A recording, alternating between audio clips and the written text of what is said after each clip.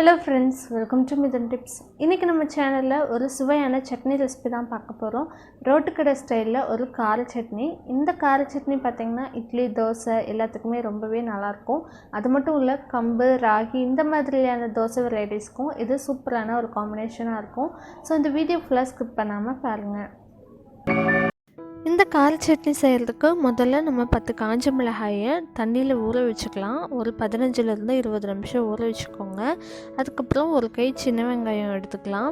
அதுக்கப்புறம் ஒரு நெல்லிக்காயில் பாதி அளவிலான நெல்லிக்காய் சைஸ் புளி எடுத்துக்கிட்டாலே போதும். அதுக்கப்புறம் 10 பல் பூண்டு எடுத்துக்கோங்க. ஒரு கொத்து கருவேப்பிலை, தக்காளி பழம் பார்த்திங்கன்னா 2 எடுத்துருக்கேன். இப்போது இந்த இன்க்ரீடியன்ஸ் வச்சு நம்ம சுவையான கார சட்னி செய்யலாம். முதல்ல ஒரு மிக்ஸி ஜாரில் நம்ம ஊற வச்சுருந்த காஞ்ச மிளகாய் எடுத்துக்கோங்க. அதுக்கப்புறம் புளி, பூண்டு, அதுக்கப்புறம் சின்ன வெங்காயம் இதை மட்டும் முதல்ல கொரகொரப்பாக அரைச்சி எடுத்துக்கலாம். இதுக்கு தேவையான அளவுக்கு உப்பும் சேர்த்துட்டு நல்லா அரைச்சி எடுத்துக்கோங்க.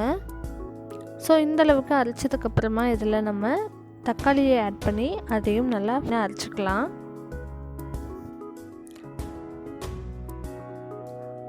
நம்ம இதுக்கு தண்ணி எதுவும் சேர்க்காம தான் அரைக்க போகிறோம். இதை அரைச்சி எடுத்துக்கலாம். அதுக்கப்புறமா ஒரு பேன் ஹீட் பண்ணிக்கோங்க. அதில் தேவையான அளவுக்கு நல்லெண்ணெய் சேர்த்திக்கலாம். நல்லெண்ணெயில் செஞ்சால் தான் இந்த சட்னி நல்லா டேஸ்டியாக இருக்கும். இப்போ எண்ணெய் நல்லா காஞ்சதுக்கப்புறமா இதில் 1 டீஸ்பூன் கடுகு சேர்த்திக்கோங்க. கடுகு நல்லா பொரிஞ்சதுக்கப்புறமா இதில் உளுத்தம் பருப்பு சேர்த்திக்கலாம்.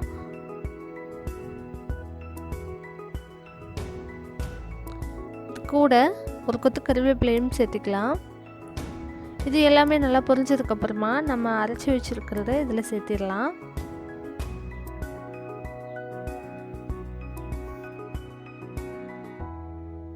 இப்போ பார்த்திங்கன்னா நம்ம அரைச்சது ரொம்பவே நல்லா கலர்ஃபுல்லாக இருக்குது. அதுக்கப்புறம் நம்ம அந்த எண்ணெயில் இதை ஆட் பண்ணிவிட்டு இது கூட கொஞ்சமாக தண்ணியும் சேர்த்திக்கலாம். அப்போ தான் இது ஒரு 2 நிமிஷம் குக் ஆகிறதுக்கு அந்த பச்சை வாசனை போகிறதுக்கும் கரெக்டாக இருக்கும். தண்ணியும் பார்த்திங்கன்னா ரொம்பலாம் சேர்த்திக்க வேண்டியதில்லை. ஒரு 1/2 கப் அல்லது 3/4 கப் அளவுக்கு தண்ணி இருந்தாலே போதும். அதே மாதிரி தான் தண்ணி சேர்த்துனதுக்கப்புறம் ரொம்ப நேரம் இது குக் பண்ணணும் அப்படிங்கிற அவசியம் இல்லை. 2 அல்லது 3 நிமிஷம் மட்டும் குக் பண்ணால் போதும். ஹை ஃப்ளேம்லேயே வச்சுட்டு அதுலேயே பார்த்திங்கன்னா நம்மளுக்கு அந்த ரா ஸ்மெல்லாம் போயிடும். இப்போ நம்ம தண்ணி சேர்த்து நல்லா கொதிக்க விட்டுறலாம். இப்போ இது கூட பெருங்காயத்தூள் ஒரு சிட்டிகை சேர்த்துக்கலாம்.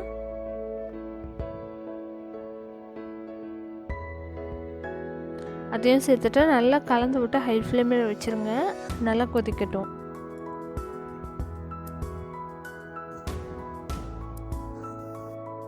இப்போ பார்த்திங்கன்னா ஒரு 3 நிமிஷமாக நல்லா இந்த மாதிரி கொதிச்சிட்ருக்கு. நல்லா ஹை ஃப்ளேமில் வச்சுருக்கேன். ஸோ நல்லா கொதிச்சிட்ருக்கு. இந்த ஸ்டேஜ்லேயே நம்ம அடுப்புலேருந்து இதை இறக்கிடலாம். இந்த மாதிரி கொஞ்சம் தண்ணியாக இருந்தால் நம்மளுக்கு இட்லி, தோசை இதுக்கெல்லாம் தொட்டு சாப்பிட்றதுக்கும் நல்லாயிருக்கும். முக்கியமாக இந்த மாதிரி கம்பு தோசை இதுக்கெல்லாம் ரொம்பவே சூப்பரான ஒரு காம்பினேஷனாக இருக்கும். ஸோ மறக்காமல் நீங்களும் ட்ரை பண்ணி பாருங்கள். ரொம்ப ரொம்ப சிம்பிள் தான் இது செய்கிறது. ஸோ ஃபைனலாக பார்த்திங்கன்னா இந்த மாதிரி தான் இருக்கும். இந்த சட்னி பார்த்திங்கன்னா நம்ம ஃப்ரிட்ஜில் வைக்கணும் அப்படிங்கிற அவசியம் இல்லை. இதை நம்ம வெளியவே வச்சுக்கலாம். இப்போது இது பார்த்திங்கன்னா நைட் செய்கிறோம் அப்படின்னா நெக்ஸ்ட் டே மார்னிங்க்கும் அந்த சட்னி கெட்டு போகாது, அப்படியே இருக்கும். இந்த சிம்பிள் அண்ட் டேஸ்டியான கார சட்னி பார்த்திங்கன்னா அப்படியே நம்ம சுட சுட இட்லி, தோசைக்கு எடுத்து சர்வ் பண்ணலாம். ரொம்பவே நல்லாயிருக்கும். இந்த வீடியோ ஃபுல்லாக பார்த்துருப்பீங்கன்னு நினைக்கிறேன். ரொம்பவே சுலபமான, ரொம்பவே சுவையான இந்த சட்னி ரெசிபியை நீங்களும் உங்கள் வீட்டில் ட்ரை பண்ணி பாருங்கள். ட்ரை பண்ணி பார்த்துட்டு எப்படி வந்துச்சுன்னு சொல்லி கீழே கமெண்ட் பண்ணுங்கள். நம்ம சேனலில் இது வரைக்கும் நீங்கள் சப்ஸ்கிரைப் பண்ணல அப்படின்னா கீழே இருக்க red colour subscribe button press பண்ணிக்கோங்க. அப்படியே பக்கத்தில் இருக்க பெல் ஐக்கானும் ப்ரெஸ் பண்ணிக்கோங்க. அப்போ தான் நம்ம சேனலில் போகிற வீடியோஸ் நீங்கள் மிஸ் பண்ணாமல் பார்க்கலாம். தேங்க்ஸ் ஃபார் வாட்சிங்.